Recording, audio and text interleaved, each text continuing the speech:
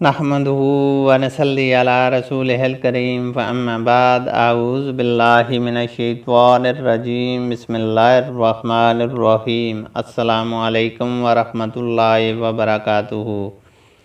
پیارے دوستو، آج ہم سیکھیں گے کہ نبی اکرم صلی اللہ علیہ وآلہ وسلم نے فرمایا، جو شخص ان کلمات کے ساتھ توبہ و استغفار کرے گا تو وہ بندہ ضرور بخش دیا جائے گا، اگرچہ اس نے میدان جنگ سے بھاگنے کا گناہ کیا ہو۔ وہ کلمات سننے سے پہلے آپ دوستوں سے گزارش ہے کہ اگر آپ نے ابھی تک ہمارے چینل ون وے اسٹریٹ کو سبسکرائب نہیں کیا تو سبسکرائب کر لیں اور بیل آئیکن پریس کر دیں تاکہ ہر آنے والی نئی ویڈیو آپ کو پہنچ سکے۔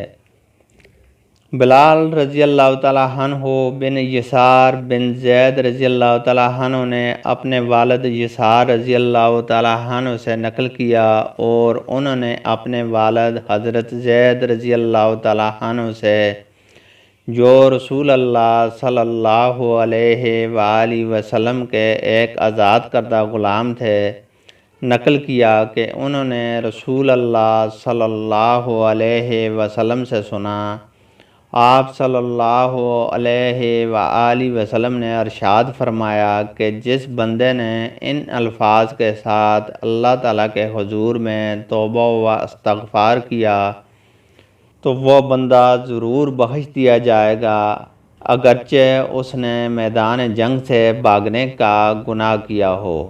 وہ کلمات یہ ہیں: استغفر اللہ الذی لا الہ الا هو الحی القیوم واتوب الیہ۔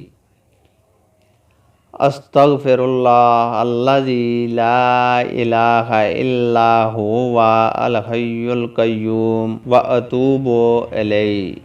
میں اس اللہ سے معافی اور بخشش چاہتا ہوں جو حی القیوم ہے اور اس کے حضور میں توبہ کرتا ہوں۔